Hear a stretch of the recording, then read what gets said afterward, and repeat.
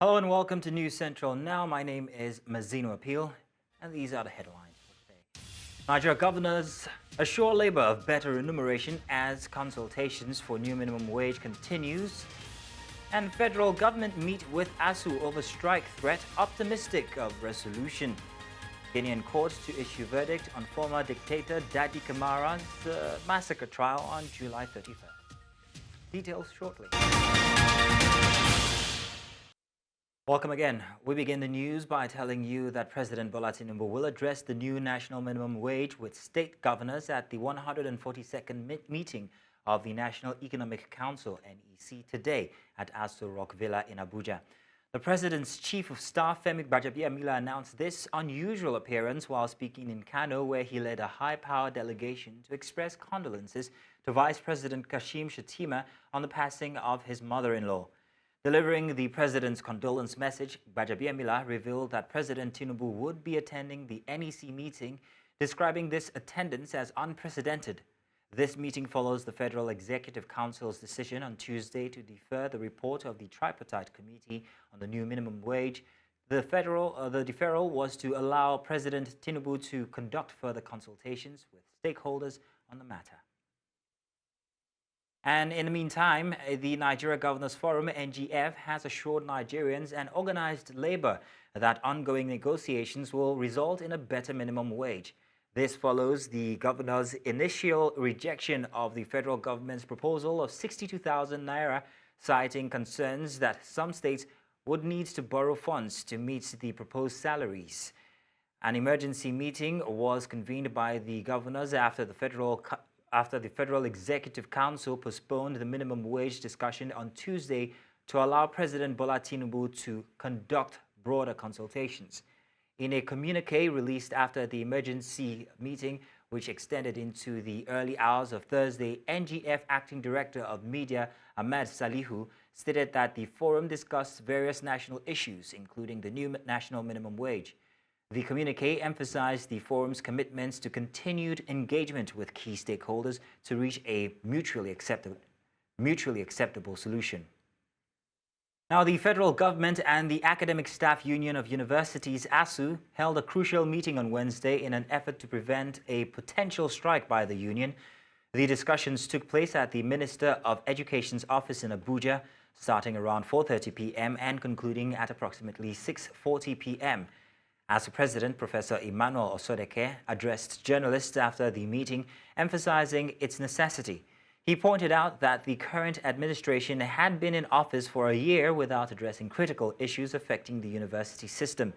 Both sides expressed optimism that the initiation of negotiations would lead to an amicable resolution of all outstanding issues.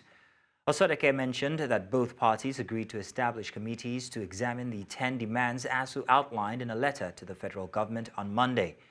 A follow-up meeting is scheduled in 2 weeks for further review. And to judicial matters now. After months of evading the Economic and Financial Crimes Commission, EFCC, former governor of Kogi State, Alhaji Yahaya Bello, has failed to appear before the Federal High Court in Abuja. This has led the prosecution counsel to ask the court to dock Yahaya Bello's counsel, Adeola Adedupe, for failing to honor his undertaking to produce Bello for arraignment, saying it is a deliberate attempt to stall his arraignment. Bello's lead counsel, Abdul Wahab Mohammed, assured Justice Emeka Nweti on May 10th that the former governor would appear in court.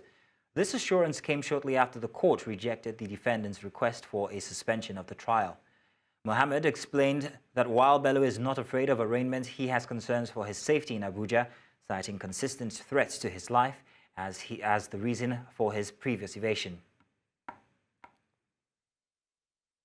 Joining me on the news for update on this is News Central's correspondent Marvelous Obomanu. Marvelous, good morning. Good to have you on the news this afternoon. Yeah, good afternoon. Good. Now, Marvelous, could you please give us an update as to what happened today? Bring us up to speed on the trial or the absence of Yahaya Bello at this trial. Well, the case today has not ended yet. I can tell you that we are still monitoring the proceeding in court.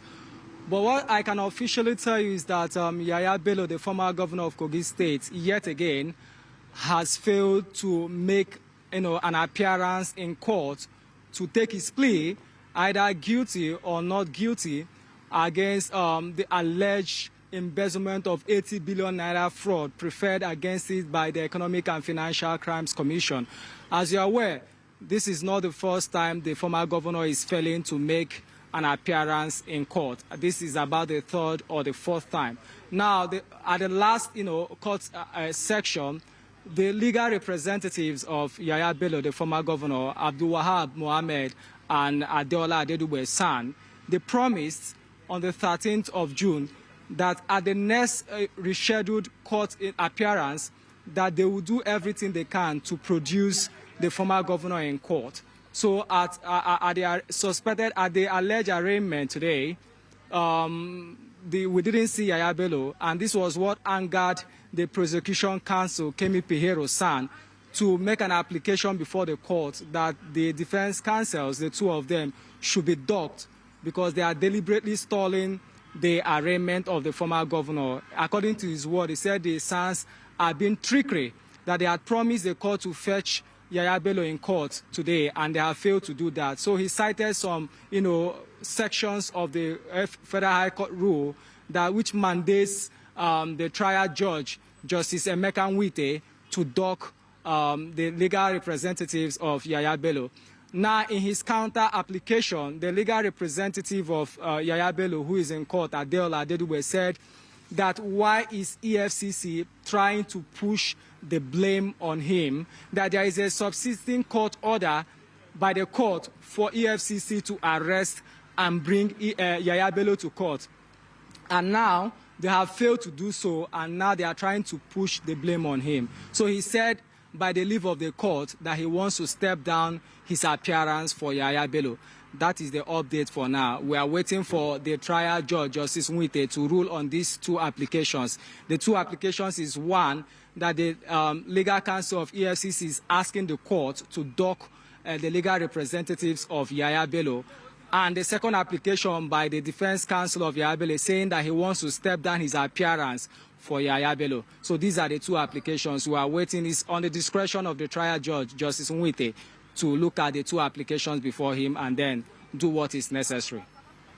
Well, Marvelous, want to say thank you for that update of dramatic events happening right now in Abuja. Thank you very much. My pleasure. We now move to security matters. Nigeria's defense headquarters says that thousands of terrorists and criminal elements have been arrested and detained between April to June this year. The director of the Defense Media Operation, Major General Edward Buba, during a fortnightly briefing with newsmen in Abuja, says that troops also rescued almost 2,000 kidnapped victims, recovering a large cache of arms and ammunition from terrorists and criminal elements. He gave an update on the figures.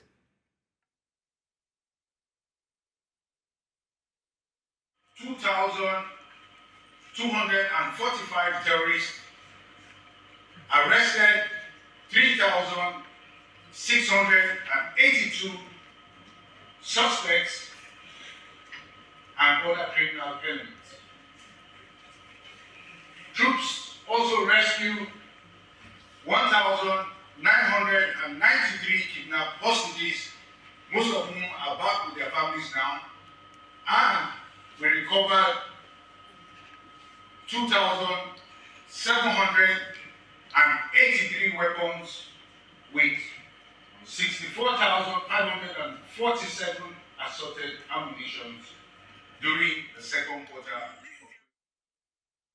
Now, some stakeholders in Nigeria have expressed concerns over the proposed legislation to mandate extractive and non-extractive companies within the country making a minimum profit of about 30 million naira to face sanctions if they fail to carry out adequate corporate social responsibility projects in their host communities.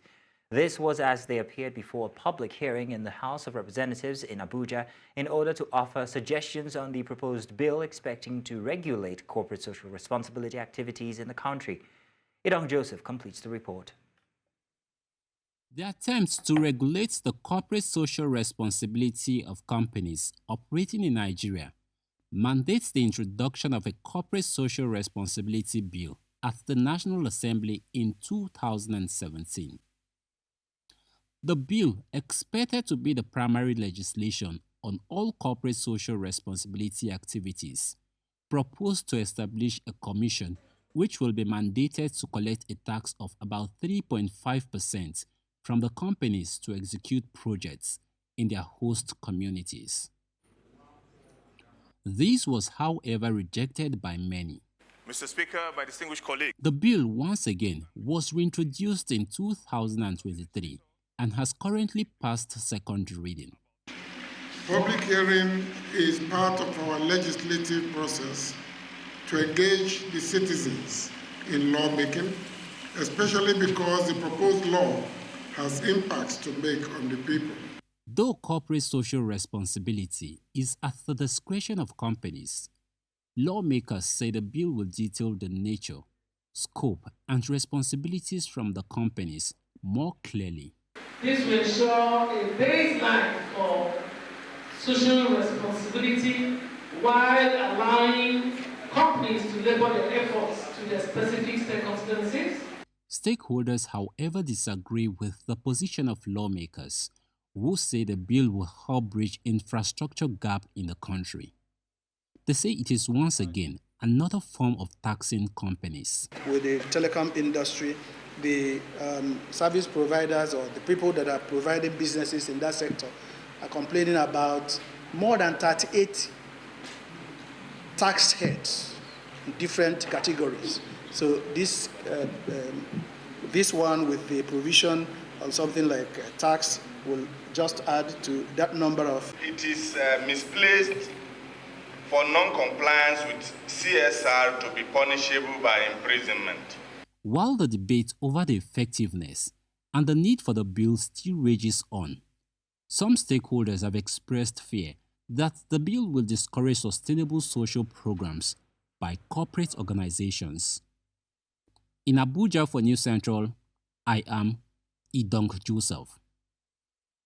Now, a fire incident was reported on Wednesday at the effluent treatment plant of the Dangote refinery in Lagos.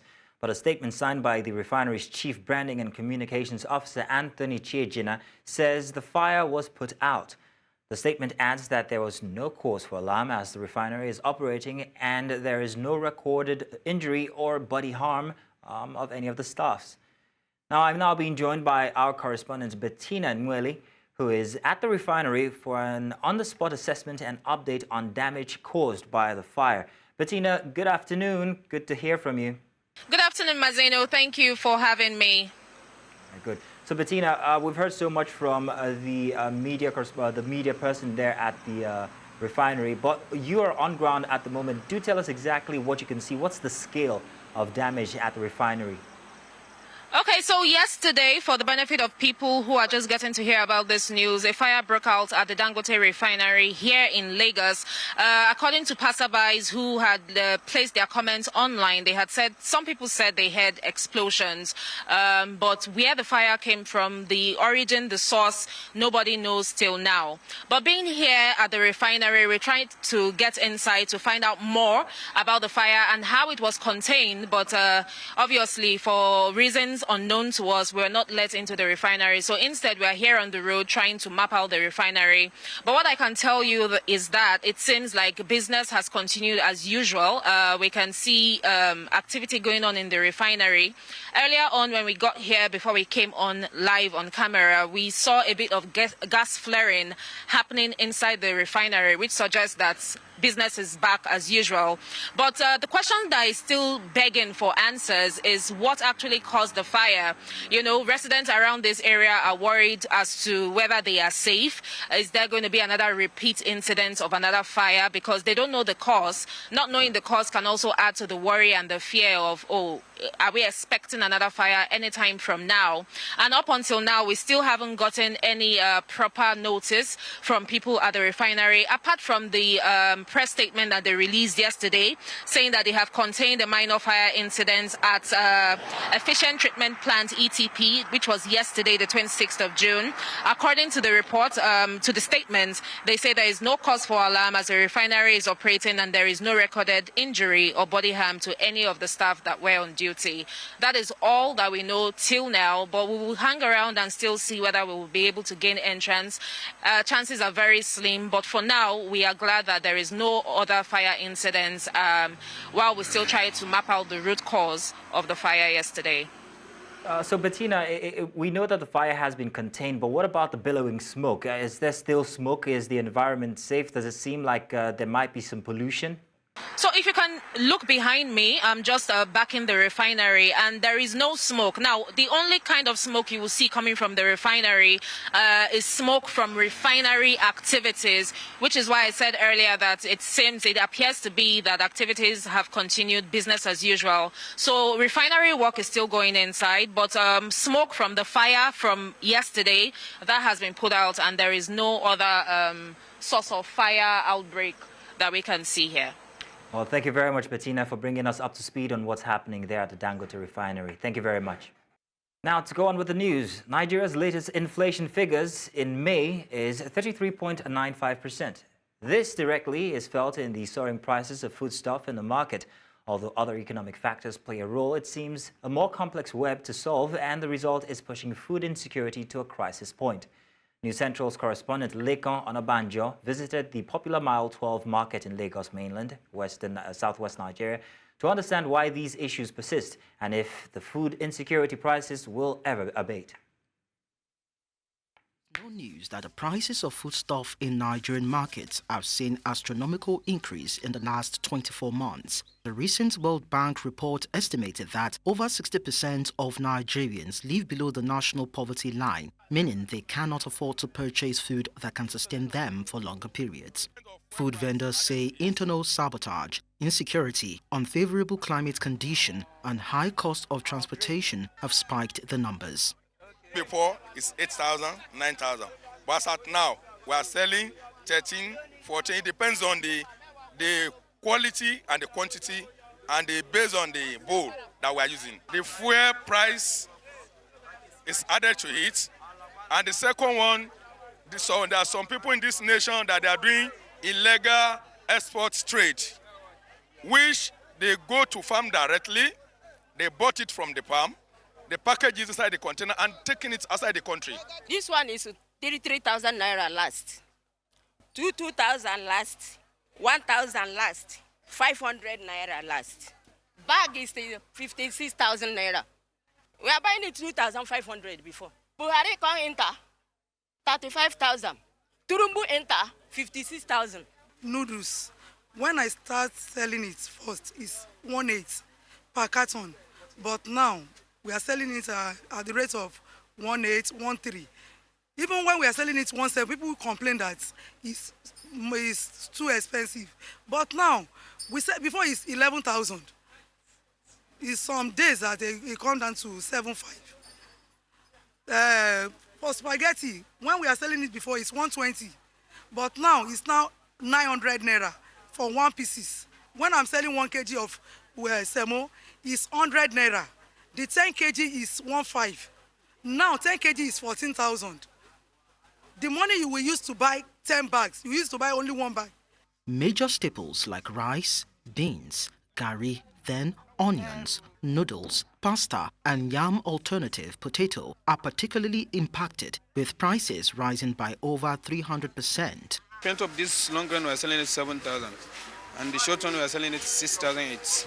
And those Nigerians were selling, both of them were selling it 6,008. They used to close border and then they used to open it. If they open border, the rice will come down. Before I used to sell paint 800 naira, but now it's 3,500 for each paint. Before I cook soup before, my husband go give me 2,500. I cook soup for 1 week. But now 10,000 naira no go anywhere. Make them go open border for us. So. Now we our prayer. If they open border, things go normalize.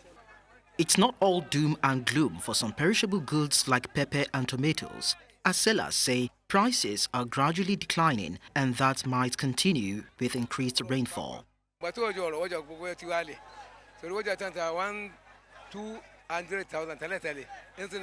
110, 150. Rodo 120 in 60,000.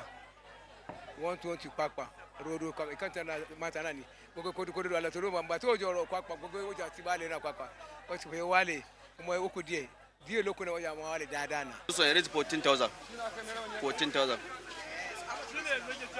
before they say 22 23 now they say 45 40,000 in the seller. This is where a lot of Nigerians come to purchase their foodstuff, hoping that the price will be better compared to other places in around their areas. And it's a clarion call to the government to do more so that Nigerians can actually heave a sigh of relief. Lagos, Nigeria, for News Central, Lekon Onobanjo. Let's do a short break now. We've got more news coming your way this hour. Welcome back. The United Nations Children's Fund said an estimated 1.5 million children are out of school in Borno, Adamawa and Yobe states in Nigeria's northeast. The UN agency made this known during the launch of Education and Learning for Children in Emergencies in collaboration with the Federal Ministry of Education and the Borno, Adamawa and Yobe states toward tackling this menace. Our News Central's Umaru Kirawa completes the report. It is school hours and these children are playing while these other ones are roaming the street searching for means of survival. The Boko Haram insurgency in the northeast Nigeria contributed hugely to this retrogressive situation. Stakeholders here are gathered to discuss best ways to tackle the alarming rate of the out-of-school children. This is to introduce a new project that is related to the GPE accelerated funding that is going to be implemented in 3 states, Borno, Yobe, and Adamawa. We also been helping the Ministries of Education and the states to implement programs that are going to help the children to come back to school, out-of-school children to come back to school, but also to help them to, help them to address delays that they may have in the learning process. So we will continue doing that. So UNICEF is committed to do that. System strengthening and improving access through cash assistance to households and schools are some of the recommendations put forth as a solution. There's no child without a school. What matters most is what sort of school have you provided. A child at a particular stage must learn something. If you don't put in place deliberate policies, deliberate action to bring him into a conventional school system, he will be on the school of the street, and the street will teach him its own lesson. The campaign is not just about the children alone, but it's also about the parents. Sometimes you meet a situation where parents will adduce economic reason for not sending those children to schools. 3 years ago, the statistic was 1.3, but I can tell you now that it's around 700 to 800,000 out of school in Borno State. So you can see that a large percentage of these children are mobbed from the streets. Education in Yobe is improving.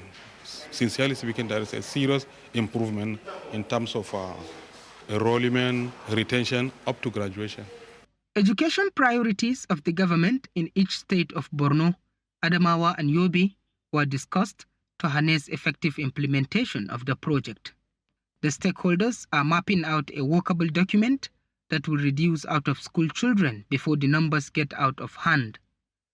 In Maiduguri for News Central, Umaru Kirawa.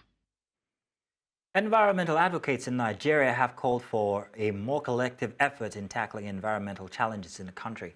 This was as they converged on the nation's capital, Abuja, for a national dialogue to mark the 2024 World Desertification and Drought Day. News Central's Joshua Marai tells us more. According to experts, environmental challenges poses a major problem to many economies, especially developing economies in Africa. As advocates gather here to mark the 2024 World Desertification and Drought Day, they say human activities have continued to impact the environment, causing harm to the planet, hence the need for better land management practices. Globally, landscapes are degrading at an alarming rate, pushing million species towards extinction and mounting economic toll, including on the farming sector. Unsustainable practices from the way we build cities, on the way we grow food, is harming our planet and our livelihoods. But paradoxically, also impeding our ability to feed the people. As we gather here today, we must recognize that land is linked, that the health of our land is linked to the health of our economies, because land is needed for agriculture, we find mineral resources in it, it's connected to the livelihood of communities, and desertification and drought presents pressing challenges. Stakeholders at this event say there is a need to restore areas hit by desertification and drought, revive damaged ecosystems, and promote sustainable land use. The need to restore regions affected by desertification and drought is paramount. Achieving this requires robust sensitization and awareness campaigns alongside the enforcement of existing laws. NESRA is at the forefront of these efforts, operationalizing 34 national environmental regulations, including National Environmental Desertification Control and Drought Mitigation Regulation 2011. They also urge Nigerians to adopt practices like tree planting to combat environmental degradation and promote a culture of sustainability. In Abuja for News Central, I am Joshua Imarai. Trado medical practitioners in Nigeria have expressed worry over the lack of support from government, saying this is affecting the growth of the sector. They made this known in the nation's capital, Abuja, during a visit to the headquarters of the Nigeria Labour Congress. News Central's Joshua Imarai tells us more. Members of the National Association of Herbal Medicine Employers, as they visited the Labour House in Abuja, they say their objective is to formalize with the Nigerian Labour Congress as one of its affiliates and to bring to the attention of the union the neglect of the traditional and alternative medical sector in the country. We came to this Nigerian Labour Congress to come and as it relates to the Labour Congress fully because of our work. Because of our work, our work is already going on far in the country, but they don't recognize us. Herbal medicine in Nigeria, we are not valuing it. Now Nigeria is now seeing it that medical doctors, they are now going abroad to practice. As they are going out to practice outside the country, all the sick people here, what is their fate? So we are urging our able president, the Nigeria Labour Congress, to help us so that people in Nigeria, from the presidency to every arm of the government, to recognize us. The president of the NLC, while acknowledging the affiliation to the union, says that there is a need for government to tap into the potentials available in the herbal and alternative medicine sector. We understand the importance of herbal medicine in Nigeria. The NLC understands it. But it is still a virgin area that we need to explore, especially for a country like Nigeria, that the economy is not booming. The potency of herbal medicine is not in doubt. Whether it cures, yes. There are elements that you can't trace their genealogy to the English culture. It's rooted in the Nigerian culture, and it is here that we know the solution, because those sicknesses are indigenous of this place. The association called for the establishment of a code of practice to standardize traditional medical practices in Nigeria to ensure a unified and professional approach to healthcare delivery. In Abuja for News Central, I am Joshua Imarai. Coming up, Guinea court to issue verdict on Kamara's massacre trial. We'll bring you details shortly.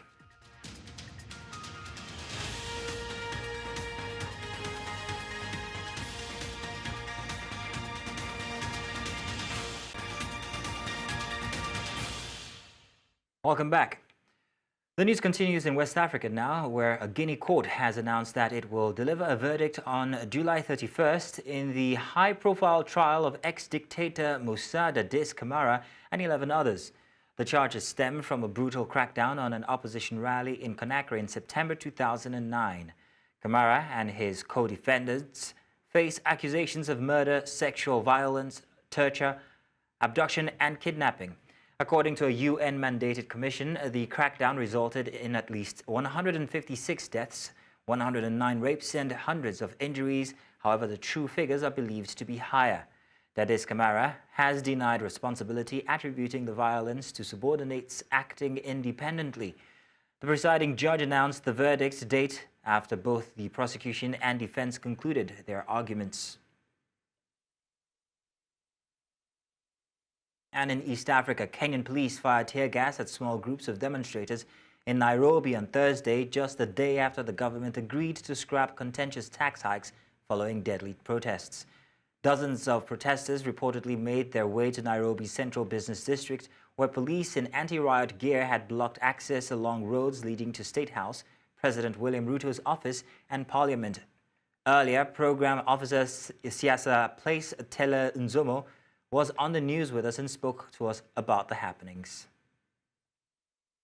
The members of parliament who voted for this bill were really stunned. I don't think they expected the level of protests that were seen. I think this is them reacting to really a moment in this country that no one really expected, no one was expecting to see. I think on their side, it has come about because of, I would assume, a lot of pressure. We saw pressure from, I think, the religious community to some extent. I assume that there was pressure from the international community because the international community always gets involved whenever we have issues in Kenya. So I think it was more because of the pressure. I don't think that they were willing or they wanted to withdraw it. I don't think the president really wanted to withdraw it because he may look a little bit weak, but the pressure was too much. And for a lot of the politicians, I think they were worried that, that they may not get re-elected next time, although I don't expect most of them to be re-elected. I think Kenyans right now and their constituents right now are very, very angry at them. To Central Africa now. A prominent Republican of Congo rights group, the Centre d'Action pour le Développement, CAD, has sounded the alarm over a dramatic rise in torture cases in the Central African country. According to a report released on Wednesday, documented cases of torture have surged nearly tenfold in the first 4 months of 2024 compared to the same period last year. The reports recorded 122 instances of torture from January to April 2024, a stark increase from the 13 cases reported during the same time frame in 2023. Figures for the latter part of 2023 were not included. CAD's executive director, Tresor Nzila, described the findings as extremely worrying and called on the government to take immediate action to combat this practice. Established in 2021, CAD conducts and publishes annual surveys on the use of torture in the Republic of Congo, also known as Congo-Brazzaville. The country is a signatory to the UN Convention Against Torture.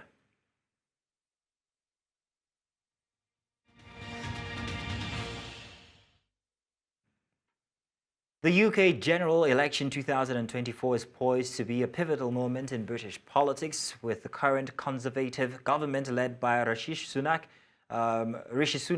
looking set to be wiped out by Keir Starmer's Labour Party. This election will not only determine the leadership but also the strategic direction of the nation in a post-Brexit landscape. For News Central, Afua Hagen has been taking a look at the key issues expected to be dominated in this discourse. The much-anticipated general election in the UK is only 1 week away. This electoral milestone is more than just a political event.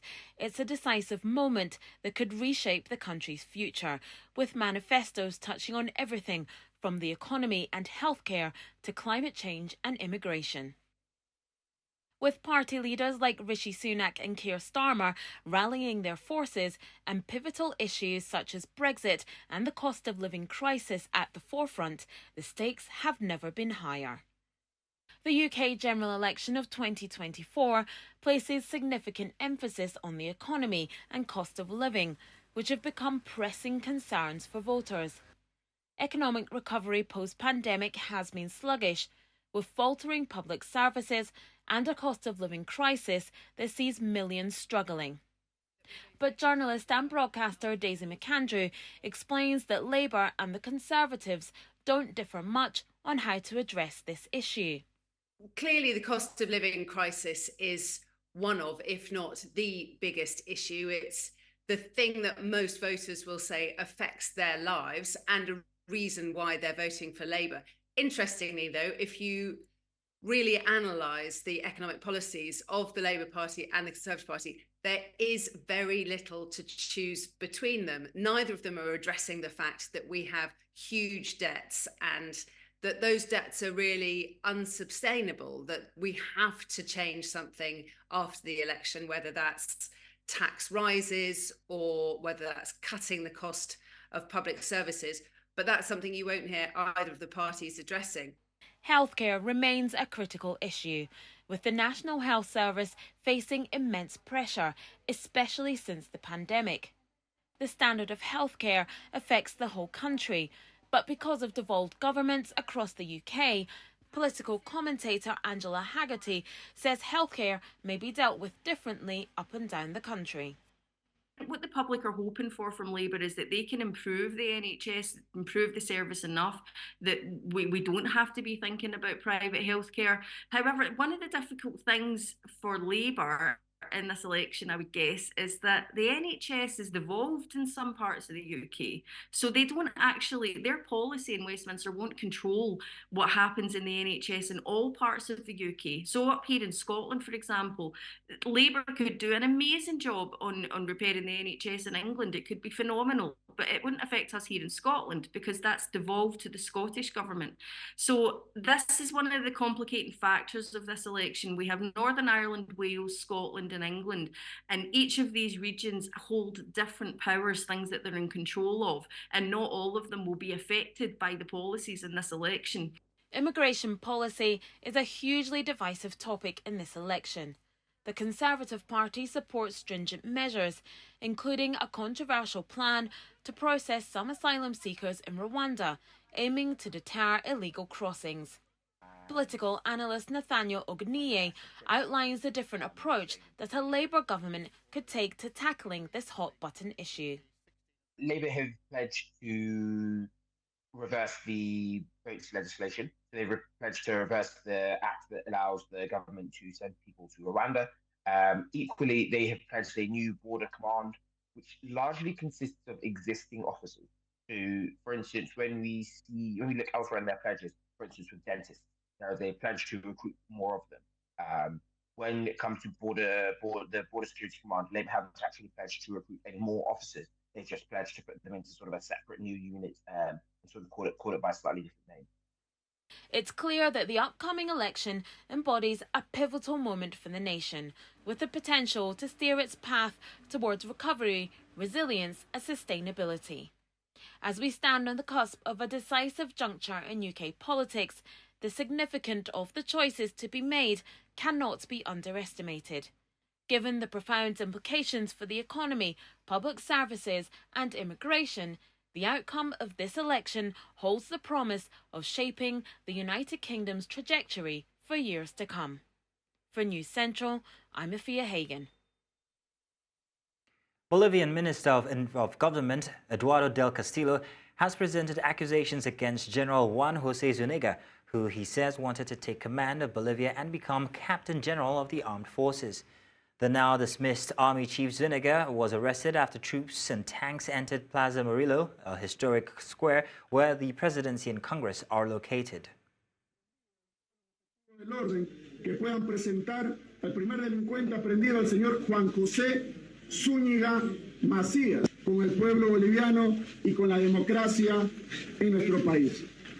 Vamos a batallar, vamos a litigar, no serán procesos fáciles, pero aprendida es el señor vicealmirante Juan Arnés Salvador, comandante general o ex comandante general de la Fuerza Armada Boliviana. Encontraban al interior de un vehículo blindado, el cual impactó en contra de las puertas de la Casa de la Democracia en nuestro país, en contra del Palacio Quemado, y ellos buscaban derrocar un gobierno democráticamente electo. El golpe de Estado no ha logrado consumarse gracias al compromiso, gracias a la memoria fresca que tiene el pueblo boliviano, que de manera automática se ha autoconvocado para salir a defender a un gobierno democráticamente electo, el golpe de Estado nacional. Y lo que estaba buscando, lamentablemente, el señor Zúñiga era tomar el mando de nuestro país.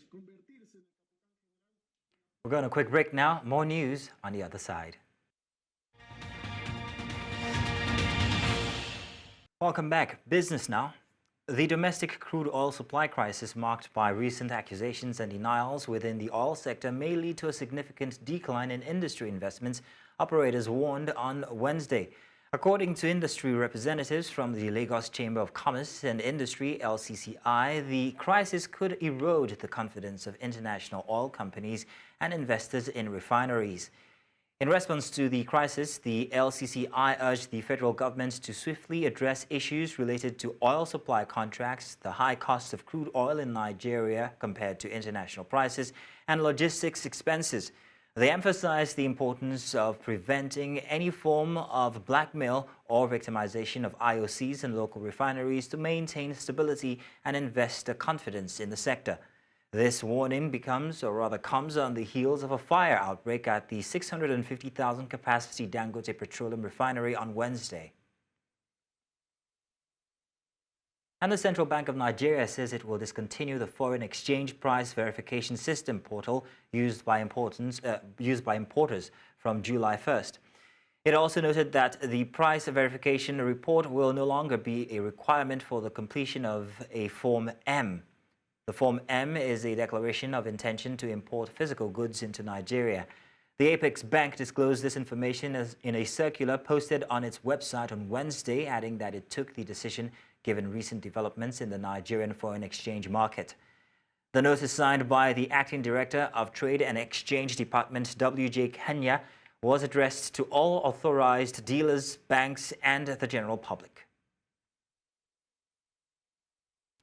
Nigerian National Petroleum Company Limited is under intense scrutiny due to rising tension between Dangote Industries Limited, owners of the Dangote Refinery, and International Oil Companies, IOCs, in Nigeria.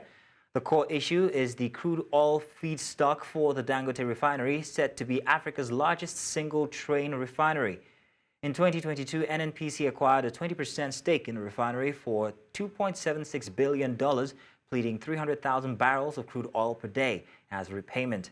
However, NNPC's 2022 audited financial report revealed struggles in meeting this 300,000 barrels per day obligation, causing further complications.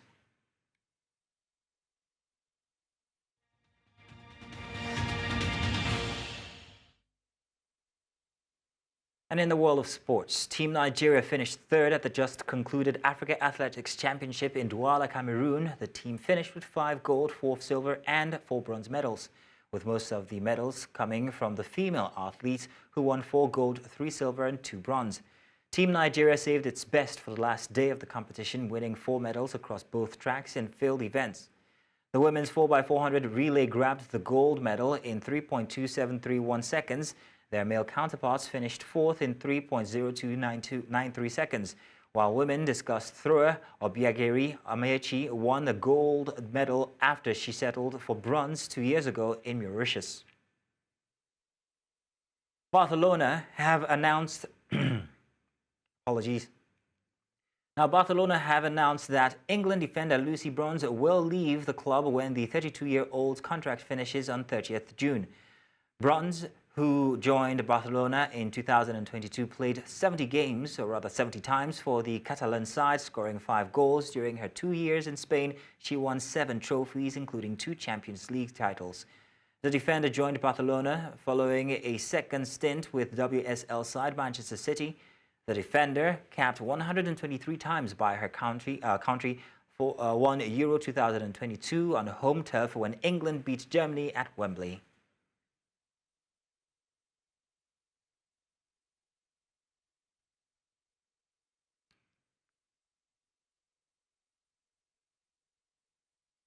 And that's all the news this hour. But before we go, let's take another look at some of our major stories.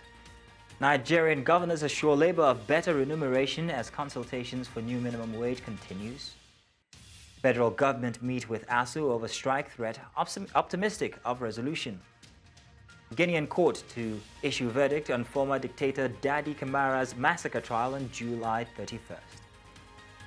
And, of course, do remember, you can send your eyewitness reports to the WhatsApp number on your screen right now, and do follow us on social media. We are at News Central TV.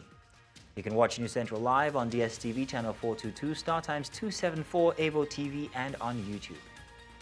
Many thanks for watching. My name is Mazino Appeal.